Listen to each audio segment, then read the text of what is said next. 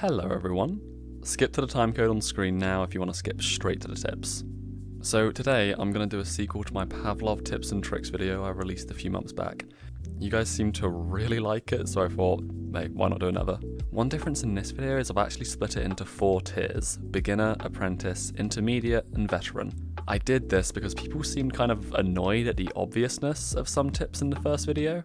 For example, one thing I said was to listen to footsteps, and as we all know, everyone listens for footsteps. I mean, it's obvious.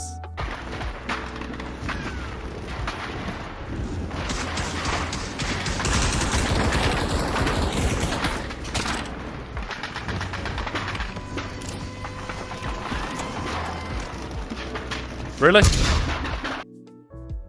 Okay, so the first tip is how C4 bombs work. Now yes, this is basic, but come on, this is tier 1 here. If you've just started playing Pavlov, you might not realise C4 bombs actually have 3 different modes. You can change the amount of time it takes for the bomb to explode by pressing the A button on your controller whenever you're holding it. The 3 modes are 90 seconds, 45 seconds, and 2 seconds. Now there's one key difference with all of these settings. It's that with the 90 seconds and 45 seconds, once it's activated, you can just drop it anywhere and it will stay and the timer will keep going down. On the 2 seconds, however, you have to keep holding on to it right until the second of detonation. You can't start it and then just throw it in a room because the timer will stop the second you let go of it. It's basically a big risk, big reward thing. You're guaranteeing your own death, but at the same time, you could get a very nice play. The next tip is the difference between bayonets and knives. If you play World War II game modes, you'll notice that instead of having normal knives, you might have bayonets, which you can either just use normally or attach to the end of your guns.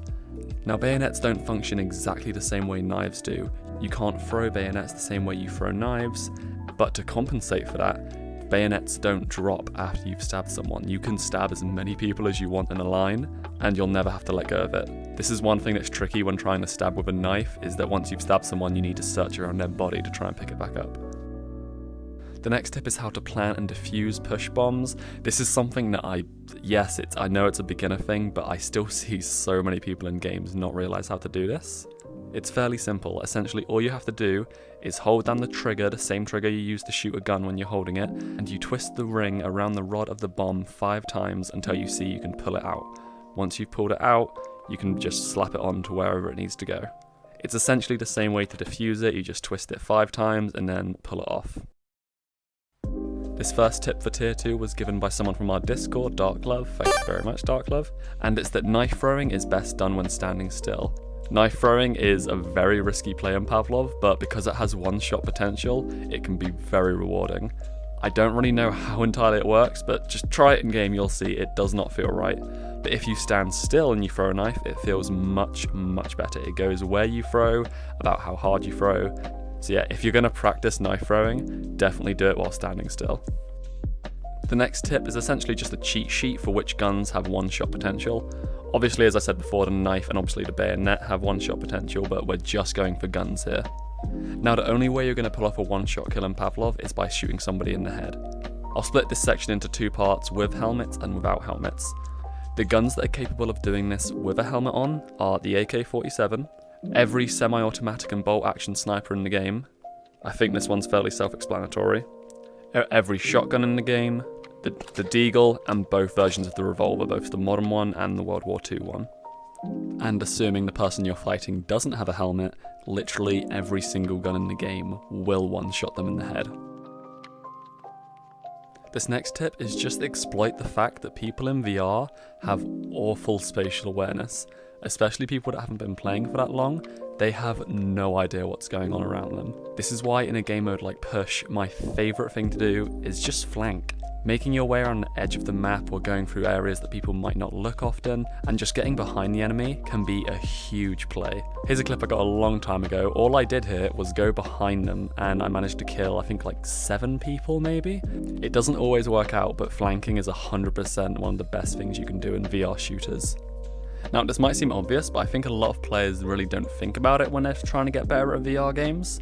How good your play space and VR setup is in general will have an effect on how good you are in game. There's a lot of different accessories and add-ons out there you can get for your VR headset, but there's really only a few I would recommend, and that is a stock, a pulley system, maybe grips, and also if you have an index, a headset fan. Now, I've not had a lot of experience in using a stock, however I did have some experience back in my PSVR days of playing this piece of shit, and it did help. Being able to sort of push back into your shoulder to balance your aim a bit more definitely did help me. Now, another thing that I cannot recommend enough is getting a pulley system. This thing is the #1 thing that helped me out with VR. It really takes the weight off the back of your head, and if you get a high quality pulley system, you really will be able to move around a lot more. Now, some of you may have heard of Kiwi Design. They were very kind enough to send me a pulley system for free, which, you know, thanks. But I promise I'd be impartial, and I'd judge it based on its merits, and I'll say it is very good. It's much better than the old DIY pulley system I had going on. Here's a little preview of that. It went great. It's very well made, and yeah, no, I'd highly recommend it. If you're looking into getting a pulley system, you can't really do much better than this. Another Kiwi product that wasn't actually sent to me for free, I bought this with my own money, so you know I'm being real, is the face add-on for the index gasket. Now obviously this is only valid if you have an index, but Kiwi have also made this little fan thing you can plug into the front. For those of you that don't know, the Valve Index has a little USB port on the front. You can take this little fan, add it onto the front and turn it on when you're in game. And while if you're recording like me, it might make a little bit of background noise, it really cools your face down, and honestly, I cannot play without it nowadays. It's very good. Now, another thing I haven't tried at all, but looking online, I see a lot of people say they're good, is grips. Now, because my index controllers sort of already grip onto my hand, I don't know if I have much of a need for this. But if you're playing with something like a Quest 2 controller where you really need to hold on to your controller quite tightly, getting some grips would probably help you out quite a bit. The next tip is mainly just a push tip, but I play push a lot, so, you know, whatever, sue me. And it's just to play roles that are needed in your game.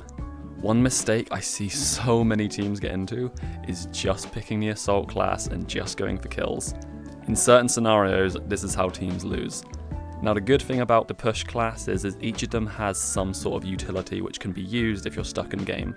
I'll be using Dog Green Sector as an example just because it's a very popular map, but you know, this is basically applicable to any map. So let's say you're an attacking team stuck on the first part of the map.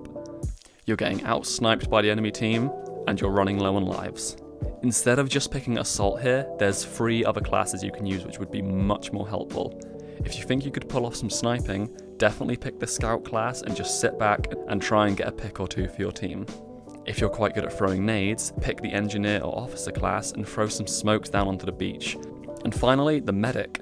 The medic role is so underrated in push. I think a lot of people don't get it because you don't spawn in with a primary gun, only a secondary, but there's people dying all the time. Just pick up a gun off an enemy when one of your teammates kill them. And medics are especially important in push if you're attacking. This is because when you respawn and push as an attacker, your lives go down. However, if a medic revives you, they don't. So especially if you're low on lives, spawn in as a medic and get your teammates up. In addition to that, this tip is from Ajbodge in the Discord. Thank you, Ajbodge. I'll put a link to his YouTube in the description. He does silly Pavlov and Source Filmmaker stuff. And his tip is if you're with a medic and they go down, revive them. They will drop their syringe on the floor, and trust me, you're gonna wanna have a medic with you when you're pushing. They probably have some health for you that they could give you if you run out of pills yourself. The next tip will definitely help you out in certain situations. I tested which heals are best for heals per second. I got my friend Mel to get me down to the lowest health I could be at. And then I tested each way you can heal yourself in-game and saw which one was the quickest at getting me back to full health. First up, the med station.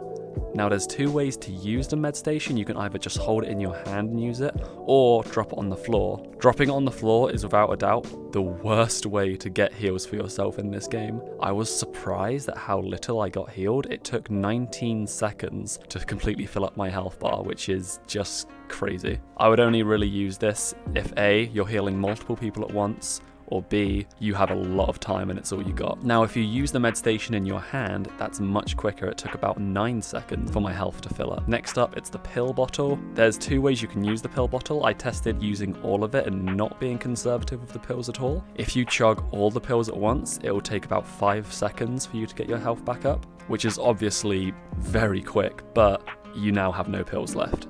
If you're a bit more conservative with your pills, this is me only using about half of it, it takes about 9 seconds, so about an equivalent of you holding a med station. And the bonus is you still have some heals left over, so you could do that twice, really. Finally, we have bandages. Now, bandages aren't like the other heals in that they don't heal over time. Bandages just give you 30% instant health right away. So let's say you have 3 bandages. Doing them nice and quickly, it just depends on how fast you can do it. For me, it took about 4.6 seconds, but I wasn't being that fast with it. You could probably do it much quicker than that. That being said, I've only ever seen a class have 2 bandages at most. So what I'd say is if you just need health really quickly, use bandages, but don't rely on it for like constant heals.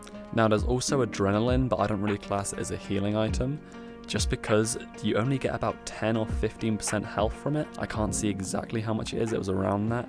And all it really does besides that is give you a speed boost. It's also quite bad because you can't stack it, meaning once you've injected one, you have to wait until the effects wear off and then you can do it again. Really, this is just too small an amount of health to call it a healing item. I would honestly only ever use adrenaline for its speed.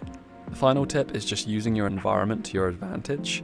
Now this all comes down to knowing the map you're playing, but there's also a way you can sort of exploit the way your Pavlov character model works to make sure you're hiding as well as you can be. So for the first thing, having just good map knowledge will obviously make you much better, but I still don't see people exploit it that much. For example, here's a spot on Dog Green sector that barely anyone stands by, but it's an amazing spot because you can just hold, wait out, and just get an angle on the enemies before they even know you're there. But now moving on to the way you can exploit the character model. The way your character model in Pavlov works is your body always looks wherever your head is facing. You can see that in this clip here.